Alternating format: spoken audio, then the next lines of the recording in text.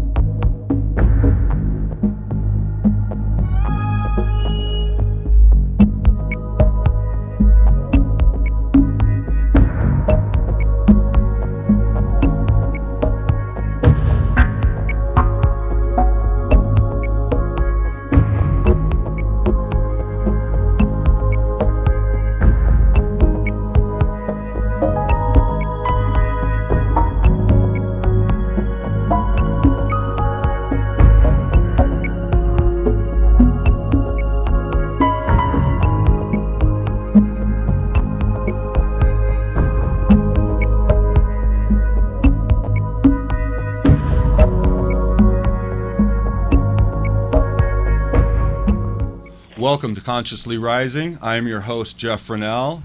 And today's show, we have a very special guest, somebody I've been very excited to interview for probably the last year. Now I finally have things going and everything ready to go here. And so I have a very special guest, Adam DeArmon, Yellowbird. He is a reverend and spiritual leader, and he's also the CEO and founder of International Center of Spiritual Wisdom. How are you doing today, Adam? Hey, I'm doing very well. I'm right here, reside in Sedona, Arizona. So it's a nice sunny day here. Beautiful, beautiful. We have Adam on today because he's going to talk to us and bring awareness from our indigenous brothers and sisters and how to share the wisdoms from our elders and also how we can assist them on their journey as well, too. Is that correct, Adam? Yes, that's correct.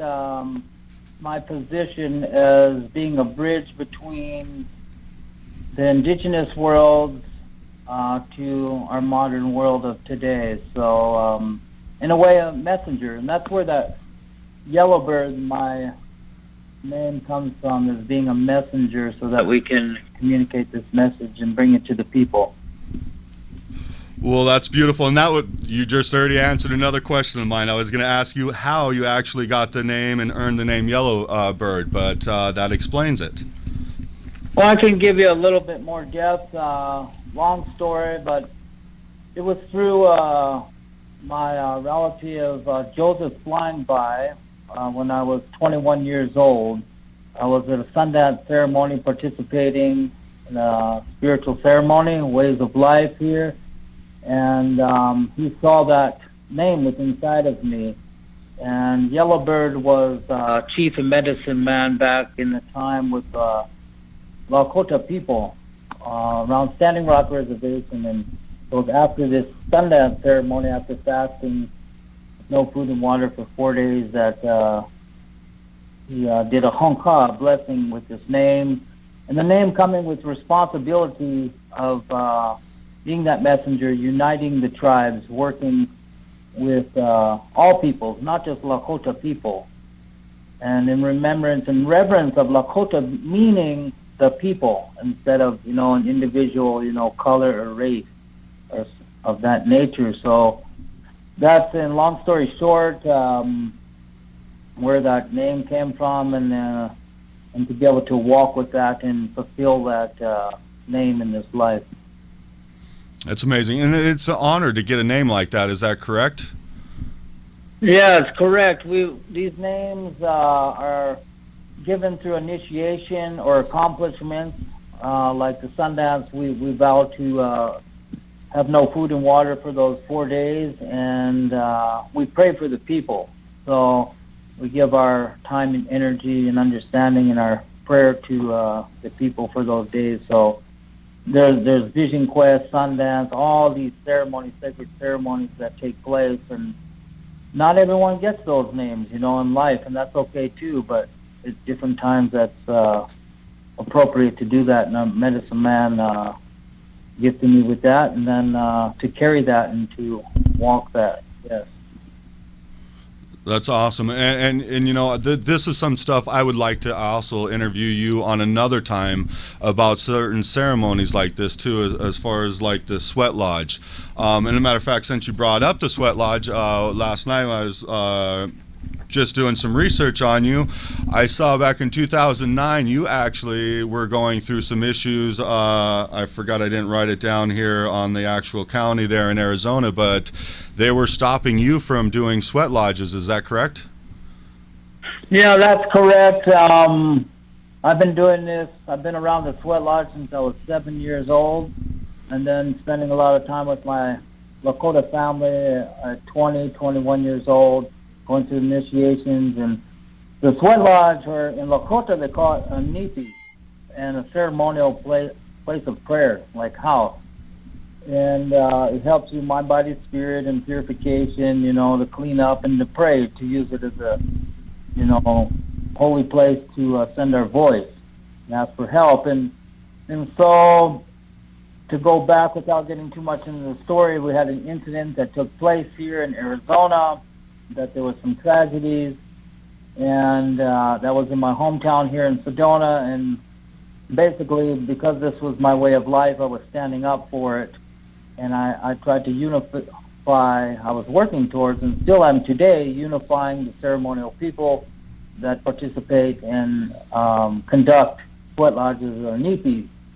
And what happened was is that coming out in the forefront, they used me, you know, as a pointer man or someone to look at to say, hey, we've got to stop these ceremonies. And so again, long story short, basically what I did was stand up, because in these ways of life, not in resistance or fighting, but we stand up to protect our religious freedoms and our ways of life of keeping our prayers and connections. And Nipi Sweat Lodge was one of those ways of that has helped me since a young man, and going through adolescence to purify and cleanse up from things that weren't serving me. So I did that, and the county came after me for many, many, many years, and still to this day we're able to continue these sweat lodges and nipis and ceremonies in collaboration with county, city governing bodies through the religious rights and land rights uses. And this is for all people, not just, when I say indigenous, the indigenous peoples of the world. You know, whether you're Native American, African American, Japanese, Chinese, Hindu, Hebrew, you know, that we all have these roots of sustainable culture and traditional ways of living in harmony with Mother Nature. Yeah, that's what we do and still doing to this day, and keeping those aspects and ceremonials and ways of life alive. Yes, and I want to thank you for taking on that fight, because like you finished up there and saying, the fight wasn't just about you and your sweat lodge, it's about everybody and everybody's religious beliefs, or just beliefs in period, on they could be taken away if somebody else doesn't see eye to eye. So I definitely I praise you for that fight, and thank you for standing up for all of us on that fight, and I'm glad that you can continue with the sweat lodge. Yeah, thank you. Yeah, absolutely.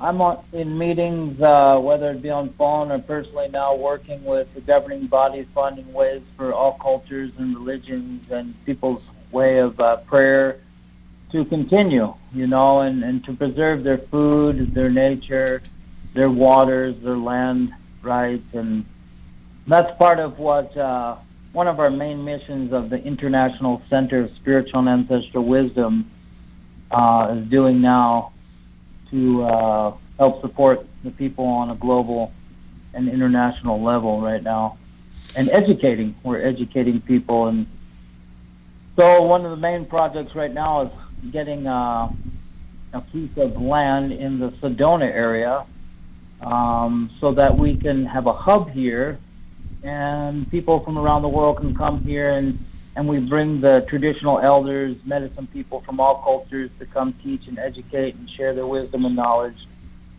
to better humanity. So that's one of the main missions right now. Our goal is by this coming spring is to have a land for all people to come we have more information I can share later with you on that one too. Yeah, I would like that, because any way I can assist you and help out in this, I'm more than happy to. I'm even happy to come down to Sedona and do some grunt work for you if you need rocks moved or anything like that. I am all about this cause, and so I'm here for you in any way I can support you. Wonderful. Yes, that's where it starts. You know, cutting the wood and carrying water and simplicity. You know, planting the seeds, getting the gardens going. That's what I'm doing today, working our gardens over here, community gardens, in collaboration with our city of Cottonwood, and building a community garden in Sedona. And my whole backyard is full of food and ceremonial grounds at this time right now. Always could use your help. Awesome, and I will give it too. I am there for you.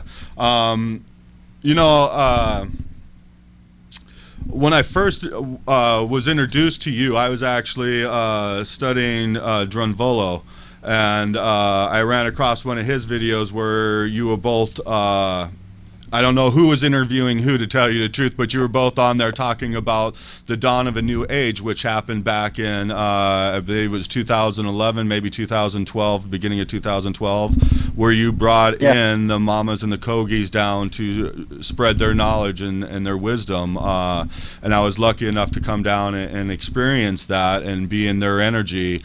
And it was absolutely amazing. I mean, the energy that these five had up there on stage, including you as well, so I'll say these six, was just absolutely amazing. I mean, I didn't even have to speak to too many of them, and just the energy that they gave out into the crowd was just absolutely amazing. And that's one of the reasons why we have you here today, is because you have another event coming up where you are bringing one of the and I'm going to butcher the name if I try to say it, so I'm going to allow you to tell us a little bit about this event you have coming up on September 18th and 19th, I believe it is, or 16th and 17th. Yeah, 16th and 17th, correct. Yeah, one of our honored elders from the Ayahuasca will be returning to Sedona September 16th and 17th, and he'll be here for about 6 days. And our first two events are at the Sedona Creative Life Center, and everyone from around the world is welcome.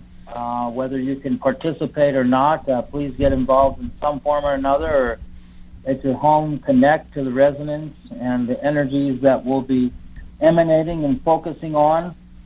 And the keys we'll be looking at right now on this meeting is the importance of the sacred site in our local regions, and then also around the world and in nature. And then also to bring the eco-awareness and its relationships to our personal ecology.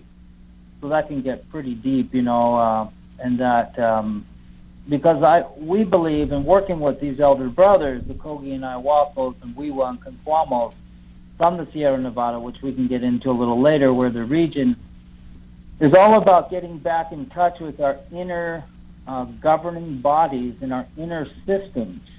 So when we begin to make an inner relationship with that, we can start to fix this outer system that we have rolling, our outer governing bodies. But it's about taking responsibility. So how can we do that? One of the ways is how can we give back to the Mother Earth? And that's what he'll be sharing. And then keeping our environment in balance with our spiritual and material needs. So those are some of the keys and topics we'll be looking at, and taking the first steps to move through that. You know, what does that mean, or how do they do it in perspective from their place of origin? And they feel, I've traveled the world, and each culture, every tradition has an amazing amount of knowledge and teachings that go back thousands of years. But these people in this time, I really, really, really feel that we can really get a lot to help us bring a balance back into, you know, what we've gotten ourselves into as a collective humanity. And so it's a real great honor. He's really excited. Calixto's very excited to come back. And part of this mission is not only to share with us, but for him to learn And our goal is to raise funding not only to support and protect the sacred sites in Colombia and the reconstruction of the ancient cities and the lost cities and rebuilding these, but also to utilize the funding and the awareness to begin working with the local tribes, indigenous and non-indigenous people in Sedona and the local cities in this region here, to build a center, build a hub where the teachings can take place. So we're really, really excited. So it's working together and building bridges between the Americas. Yes, and this is something that, I mean, I'm sure is a big project, so you could probably use assistance from people all around if they're willing to be there for you. Is that correct? Yeah, that's correct. Yeah, we do have contacts, a website. We can schedule things. There's just so much work to be done on so many levels. We have the spiritual and material levels, so definitely we're in open arms, to receive that support. I mean, it's not only monetarily, it's on the ground, like you said, I mean, there's days when we've got to move hundreds of stones because we're preparing for ceremonies that are preparing for gatherings and our meetings that are actually helping us, with the material manifestations. So we do the spirituals work and the physical and the material and the, what we say the earthbound work here, and then to help us manifest our project. So it definitely could use those that are listening, your support and openness and your wisdom and knowledge and your talent. Yeah, and I just want to, say out to our listening audience too. I mean, if you come down to help on the physical level on your land or anything like that, don't even look at it as work. Looking at it as reconnecting to nature in a lot of ways, because that's exactly what you're doing, is working hand in hand with nature. Is that the way you would look at it as well? Absolutely, yes. Yeah, that's where it's all going to begin for us, and we change that thought. Yeah, we utilize the word work now, but it is, it's getting back in touch with the natural world and harmonizing, and nature constantly feeds us. So you'll gather that wisdom and knowledge from these stones, like as we gather stones, as we gather the firewood for the ceremonies, for the fires, and we pray and we make offerings and payments, and nature just constantly, continuously gives. And like maybe we're out there gathering stones, and then there's some sage or some herbs and plants, and then when we begin to commune with nature through this way of life, which all people have the resonance and connection and ability to receive this, then it begins to speak to us and say, hey, I'm here to help with, to clean your bladder out, or I'm here, hey, burn me and I can help a headache. Nature has a way of speaking and communing with each and every one of us. Yeah, I definitely agree, and I think what I try to talk with some of my clients and students as well too is that, we get so caught up in our mundane and all our bills and everything like that, that we start to lose tune to not only ourselves, especially ourselves, but to nature as well too. And just like you're saying, nature talks to us, it feeds us, it does so many things for us, but if we're too caught up in our mundane world and all these little things that are truly an illusion, we don't notice these things. We don't notice our intuitive abilities to connect with all these different things. And this is where, when you can go and maybe help Adam in his land and be able to chop down some trees or move some timber or anything like that, that's reconnecting. That's touching, going back into nature and connecting with yourself as well too. We lose ourselves in this mundane world. So I think it's so important to do the things that you're talking about, Adam. I mean, we can live this mundane life, but take the time to reconnect in so many different ways. Yes, yeah. Absolutely. And through our site now, we're doing individual sessions or consultations for those that might have interest, that are wanting to come to Sedona region. And I'm doing one day, or we're setting up some, I can do a creative, co-creative individual and or groups where people come and we spend the weekend going through a lot of these aspects, working with the springs, going through the ceremonials, having fires.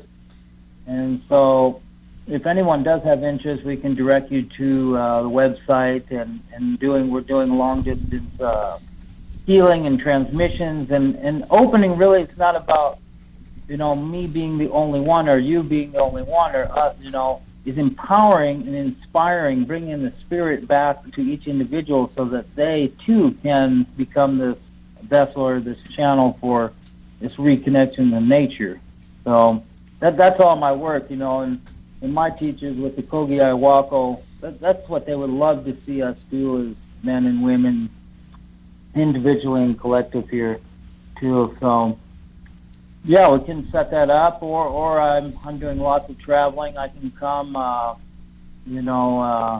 the cities or towns, or work with groups in that fashion too. And like I said, we set up sacred journeys, not only here in Sedona, but throughout the Americas. If there's some interest, Calixto has opened it up, and a few other elders, Kogis, in the appropriate manner, would open it up to take a journey on some days to begin to, get into their own lands and regions too, selected few people here. So I just wanted to put that out there. Awesome. Well, I'll put it out here too, is that I have space here. I'd love to have you guys down and try to set something up where we can bring you guys down out to Las Vegas here. We would love to have you. There's some amazing people here that definitely want to learn and expand. Okay, that would be an honor. I would be honored to come out there. And yes, now's the time, more than ever, as we can see on the external channel here. You see, if you're watching Facebook or the television, which I don't watch TV, but I hear and I do scroll through the Facebook, and we just encourage all the listeners out there too, just tune in to your higher selves, just really anchor that in and do whatever it is first, prior, in every waking day, to reconnect with your inner selves and the memories, the ancestral wisdom that each and every one of you have, and trust that, and just fully illuminate yourself within that, and follow that intuitive self. And when we unite in that way, we'll transform this external governing bodies in our systems and reclaim that. So I give you courage and strength, everyone, to the beginning steps, and have courage that way. Yes, indeed. And that's what it takes, is courage. Well, love, let's say love, because that love will help break down that courage and get you fighting into what you, and let's not even use the word fight, because we don't want that. It's about love and loving yourself and nature. That's something we're working on, because we have a lot of these movements. We have peace and war, and from what I found in my own life, I could say that I, had been a rebel in my younger years, and it was about that. I was a warrior and a sun dancer, and all these. I'm not saying they're bad things to stand up and for your rights, but there's a merging in a communication way that we can do these things. And a lot of that I've learned from our elder brothers. It was how we merge and actually achieve these ultimate goals, whether it's if you don't want a pipeline, if we don't want fracking, if we don't want this or that, or relationships aren't going real well, that we can transmute and transform that. And that's been a great practice, and that's what I share with people, and work my very, very best to emanate that, to share that too in this world. Yeah, I agree with you 100% there. I mean, each person has to be the change that they really want to represent and what they want to see in this world. And it starts with each person. And if they can't create that change within them, then they're going to create that that duality world that they live in at the moment. Yes, correct. And I agree with you too. On the parts of being the warrior and everything. A lot of times we'll look at it as bad, but it's really not bad, because there's learning that comes through that. There's understanding that comes through that. A lot of times there's something negative in the world that happens, but if we really just don't hold on to that negativity and we look at what it's teaching us and what we're learning from it, it's actually can be a gift instead of something negative. So I think it's a beautiful world, and we're definitely moving into the right step, I hope. Yes, we are.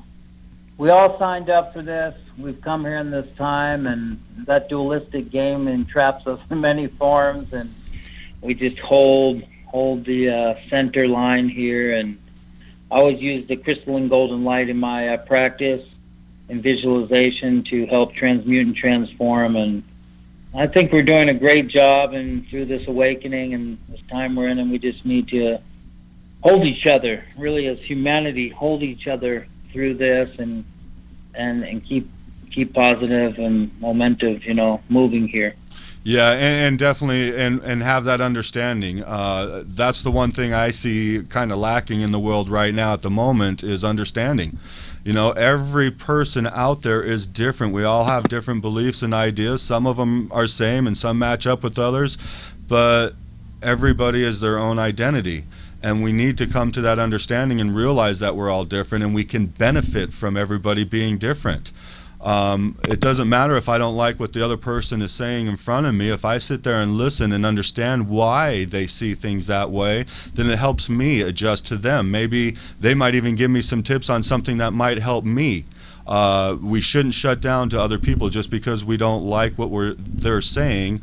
We definitely need to open up and have understanding and try to grow from that.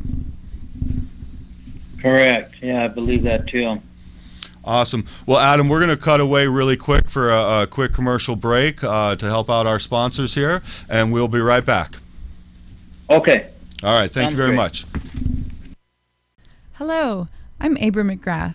Please join me for the Health and Wellness Hour here at Luminosity Wellness Center and all the other great shows at WWDBTV.com.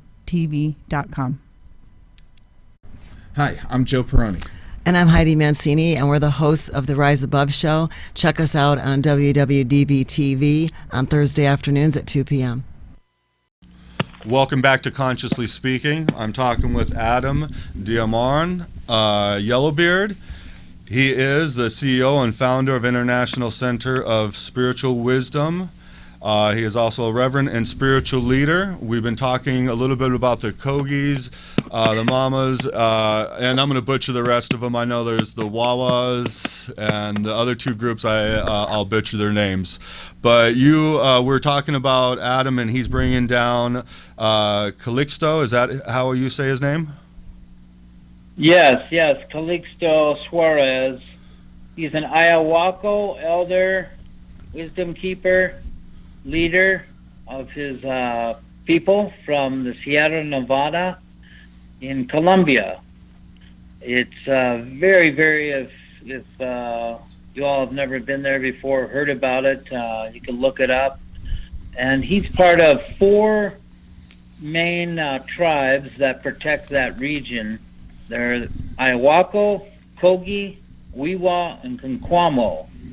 And very, very unique region, goes all the way from the ocean to the tops of the mountains where the glaciers are, and it has all the ecosystems in it, and they have been there since Pangea was one continent, and their original instructions still reside there, and they've been living in this field, so to say, this energy that in harmony with the natural world since the beginning of time and their creation.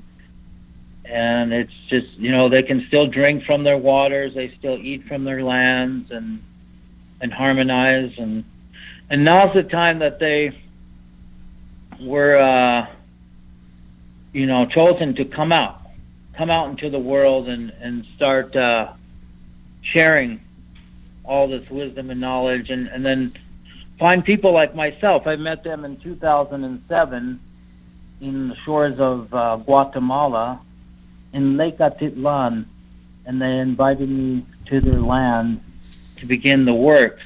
And they asked for a commitment, a minimum 10-year commitment to work with them, study and train, and then also share, and so that we could travel and bring them to different parts of the world to share their wisdom and knowledge. So that's what I've been doing since 2007 with them, traveling to Europe and here in the United States and other regions to share their wisdom and knowledge with the people. Beautiful.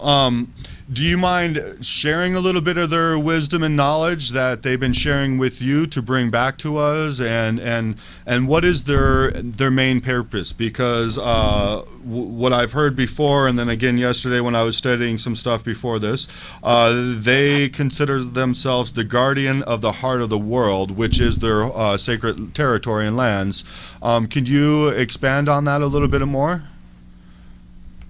Yeah, their main objective is to protect nature, and to sustain not only this planet, too, not only Earth, but to keep our cosmos, our galaxies, our universe in harmony and balance. Also, more local, our moon and sun. So they are literally working on planetary systems, similar to how we have astrology. They're working on the orbit. So if we keep the harmony of our nature in this natural world and humanity in balance with it, it keeps the rest of the galaxies and universe and our systems, our planet, in harmony working. Because everything we do here, constructive or, destructive, has an effect on the whole outer, universe. As above, so below. Again, we can look at it that way. So, and this time they're preserving their land within the limits of their ancestral territories and holy places that are important not only to them but for all mankind. And so their job, when I go there to work and train with them,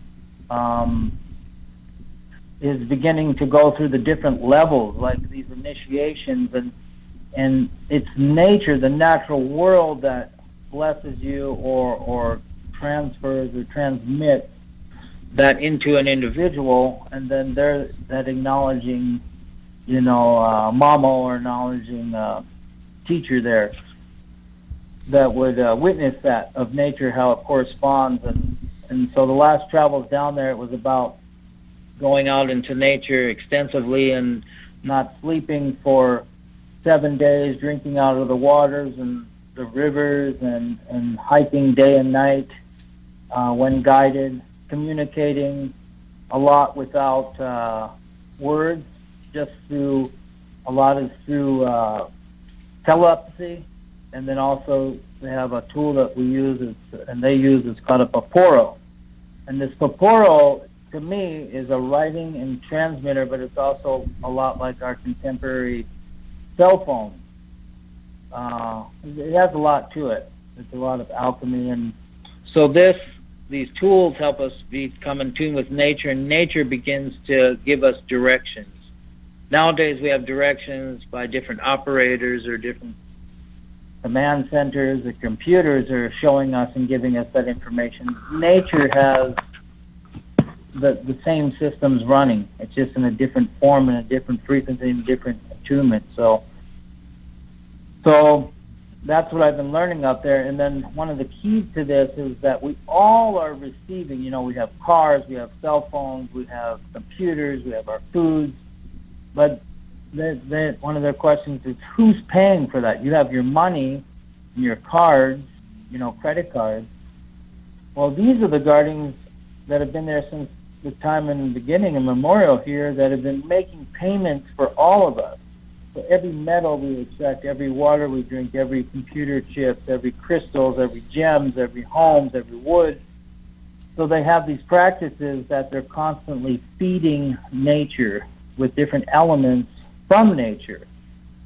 And for instance, there's certain seashells and certain things that come from the birthing place of the ocean that they would take to the high mountains and feed the springs or waters and stones that would help rejuvenate the cycle of creation, which we're constantly using and extracting oil and metals and gold and riches. So their jobs, and what I'm learning more and more, is we make these payments to pay for even that. So giving back for the elements that we're eating. And so there's these practices of, some of them would be certain visualizations of utilizing cotton. And then we're utilizing this cotton, in depth and visualizing all the things that we have ever eaten, or the vehicles we're driving, or the gas station we pulled up to, or the on and on and on, all these. And so we're breaking down all the little aspects, and we're visualizing and putting that essence into this cotton. And this could take up to days, or it could take 20 minutes of a meditation and prayer, and I help guide people with that in nature. And you probably experienced, maybe they did a little bit of that in 2012. I don't remember. They did. It was for a new moon ceremony, is what I remember, and they had us do the cotton and put negative in one hand and positive in the other, if I remember correctly. Yeah, correct. And there's different practices for different groupings of people too, in that time of what they bring in. And so, that cotton is then given to nature, or to a specific stone or altar, shrine, or sacred site that would help rejuvenate nature, and make payment for the metals and the oil. And so that's a lot what I've been doing up here, not only physical and spiritual, but also making those payments on the land to our sacred springs and our waters and our mountains, but also talking to the companies, whether it be the oil companies or national forest, and seeing if there's a way that we can lessen the devastation, or what the process, what they're going about, how they're going about running the systems of today. And that's why they call these guys the elder brothers, and they call us the younger brothers, because we still have a lot to learn from being, in tune and harmonized with nature here. Yeah, I didn't want to stop what you were saying because it's so interesting, but I did have a couple questions on there. One is I'm starting to realize it now with all the studies that I've done. I mean, I realize that we're all connected in ways that the earth feeds me my food and gives me my shelter, all those different things. But there's a connection that goes way beyond that energetically that most people don't realize, and is exactly what you're talking about here when you're talking about how they work with the other planets that we're connected to. And most people don't realize this connection and how what we do here affects there. Our thoughts and our actions here affect outside of our earthly realm. Is this correct? Absolutely, yes. Yeah. I work with some of the mammals that work with different planetary systems, and it is amazing. Like, I've sat in the mountains with them at nighttime, and sometimes we go all the way through the night sometimes. And they utilize what I come to understand is like the heavenly sky, or the black sky at nighttime, is like an easel, and they will actually speak to the stars and to the heavens and communicate through their language from like a chalkboard almost, and work and utilize their tools to transcribe writings from the heavens to the earth, and vice versa, from the communications from the earth to the heavens. And they know the names of the stars. Each star has a name. And so not every mammal or Kogi would have that, or Ayahuasca, but specifically for that star region or planetary system, to work with those systems to use certain aspects or elements or properties from them to help assist in our planet. So they're conduits, or the channels, or the beacons of light, like an acupuncture needle hitting certain points and places on the earth, recalibrating the planet with their consciousness, with their thoughts, with their communications and their language. And they formulate it. They're like scholars, like educators, like I've never seen. And not knowing their language, if in tune and going to these sacred sites, that they are, and then I have become attuned to that, where the transmissions and the telepathy on many levels can be transferred of understanding. So it's been a total blessing in transforming my life, and I really believe that's the higher consciousness, higher technology that we all have the opportunity, and we were born, our birthright, with, and that's what we're rediscovering in these times. Yeah, I agree. The technology that we have nowadays can definitely be pulling us away from our spirituality, but in a lot of ways too, I think it's going to bring us back because it's going to educate us on our true knowledge, our true selves, and our connection with everything out there, which I think it is already doing in a lot of ways.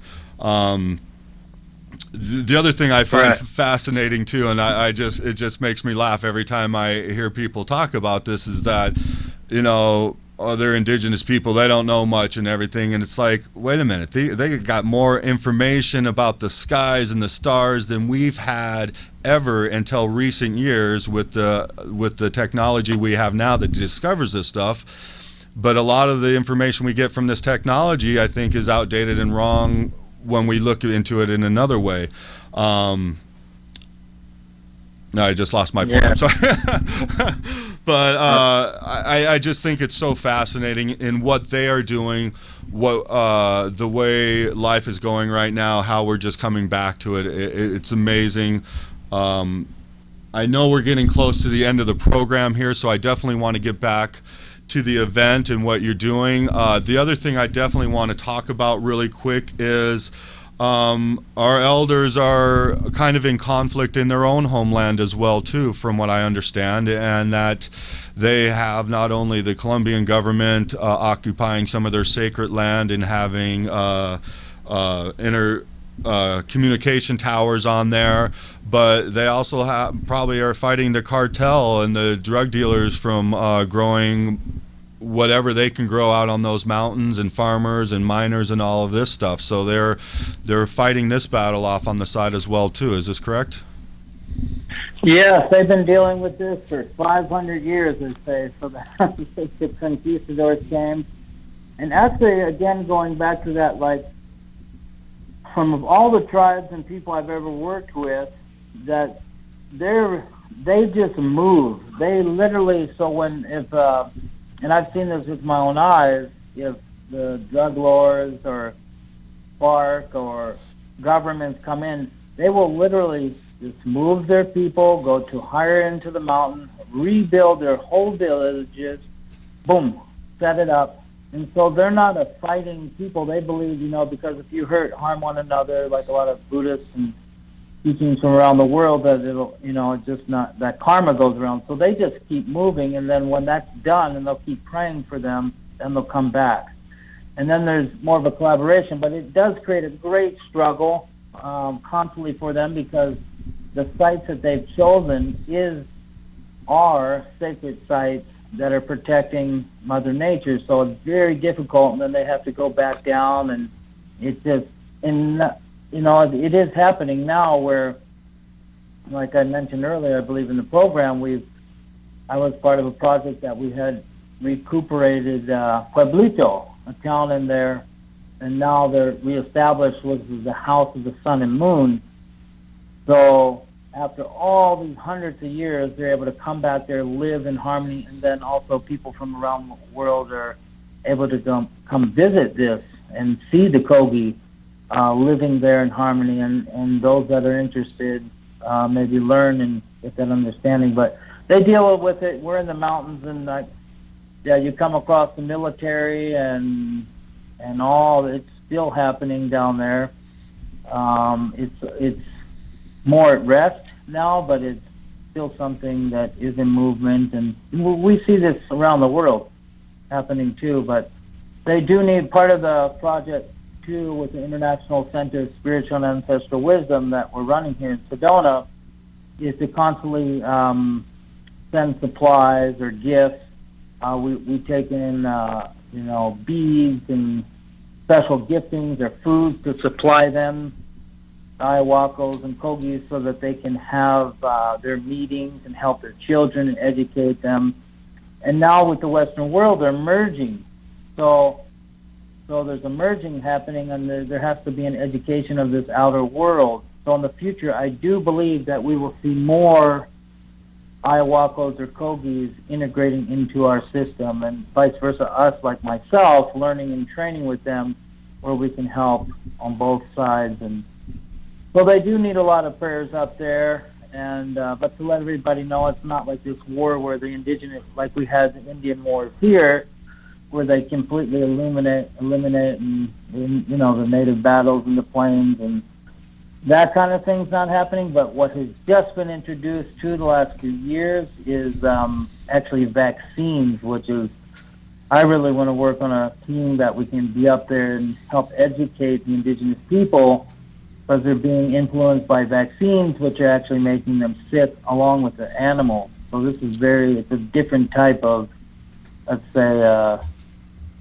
conflict that they're looking at here, and I've literally witnessed it with my own eyes. I've done several big international gatherings down there with them. We've co-produced, and that is happening, which is very, very sad right now to see that happening. Well, yeah, there's so much to cover on all of this here. I know our time's coming short, so I definitely want to get out the information that you want to get out today for your event and everything. We only have about 5 more minutes left here. One thing I just want to let our listeners know, and what amazes me about our indigenous elders, is they're doing this out of unconditional love. They live their lifestyle the way they do out of unconditional love. They do the work that they do for all of us out of unconditional love. The way I see it is they live their daily life doing things for others out of unconditional love. Correct. I think it's so amazing, and it just fills my heart with warmth knowing that there's a culture out there that doesn't even know me, but day after day after day, their prayers are going out to me and everybody else, my family, my friends, everybody, and they are looking out for us in their homeland. I think that's awesome. We need to protect them. We need to be there for them like they've been here for us from the beginning of time. I'm all about this, so anything I can do for you, again, I'm here for you.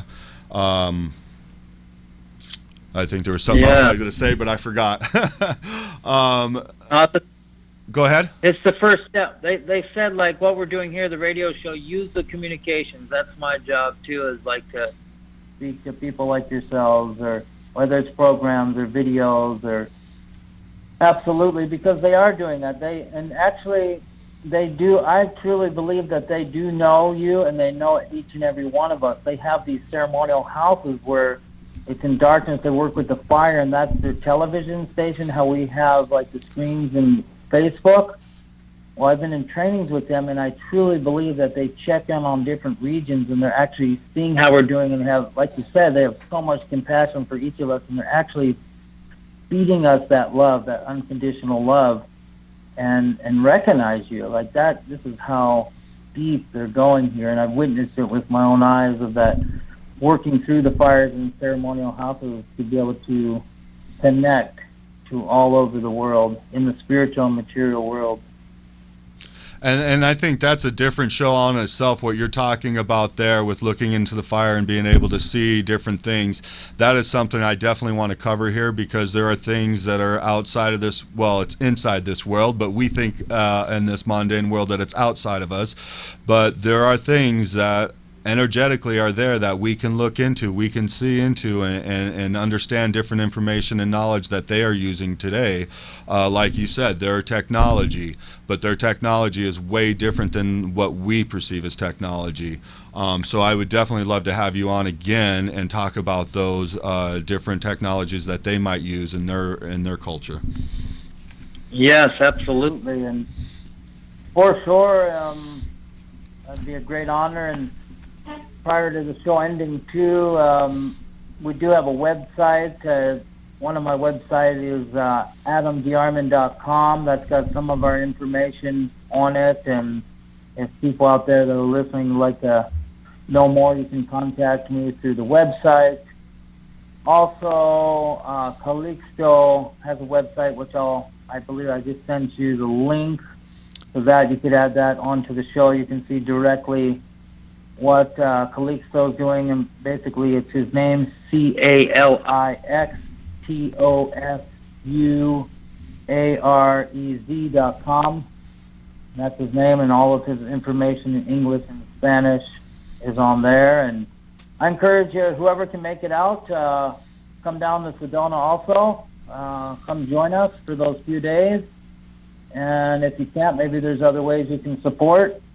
If it's not monetarily, like we mentioned earlier in the show here, set up a time and come down physically and help us just prepare many things on the ground out here, or just spend some time up in the springs and canyons and lands with us. Well, Adam, I definitely want to thank you, and I feel so blessed to have you on our show today. Thank you for all this knowledge and sharing your wisdom with us today. Like I said, I am here for you. You need anything, you have any other events coming out, just get in touch with me and I'll put it on my show as fast as possible. I know we'll be in touch in the future here, because I definitely want to come down and help you out in any way, shape, or form I can. Yes, I do appreciate that. And each and every one of you, and Jeff, great success, and it's an honor to make these connections here. And I just send my crystal and golden heart, thought, mind, body, and spirit, and love each and every one of you on this beautiful day. Well, thank you. We love you too, and thank you so much for your journey. Thank you, and we'll talk to you soon. Okay. Have a wonderful day. All right, that was awesome. Thank you so much, Adam, for being part of our show today. Thank you all for tuning in and listening today. We will have another one for you next week, trying to line up a wonderful guest for you. It's not confirmed yet, so I don't want to mention anything yet, but I think we're going to be in good shape. Everybody have a wonderful week. We will talk to you soon. This is Consciously Rising.